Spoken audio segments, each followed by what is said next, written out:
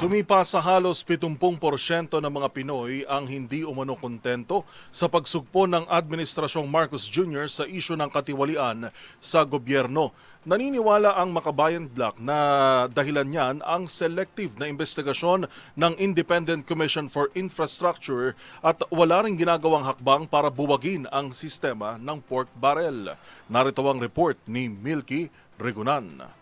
Hindi na nagulat ang Makabayan Bloc sa lumabas na resulta ng survey ng Pulse Asia na halos 70% ng mga Pinoy ang hindi kontento sa pagtugon ng Administrasyong Marcos sa katiwalian. Ang House Deputy Minority Leader Antonio Tino, hindi transparent at umano'y selective ang mga investigasyon ng Independent Commission for Infrastructure dahil wala pa napapanagot ni isang mataas na opisyal kahit ilan buwan nang iniimbestigahan ang issue ng flood control scam. Sa panig ni Kabataan, Party List Representative Rene Co, walang ipinatutupad na pagsasaayos ng sistema dahil nananatili ang problema ng pork barrel, lumulobong ang program appropriations at questionableng biddings sa procurement team ng gobyerno.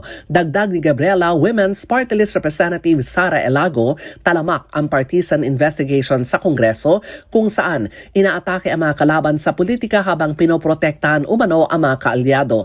Sina Tino, Co at Elago kasama ilang mga congressmen gaya ni Kiko Barsaga ng Cavite, Eli San Fernando ng Kamanggagawa Party List, Shell Jokno at Percy Sandanya na Akbayan at Kaka Bagao ang nag-issue na ng kanilang SALN kahit wala pang direktang utos ang ombudsman. Sa survey ng Pulse Asia, 17% lang ng respondents ang kumikilala sa pagsisikap ng administrasyon laban sa katiwalian, mas mababa kumpara sa 28% na naitala noong nakalipas na 3 buwan.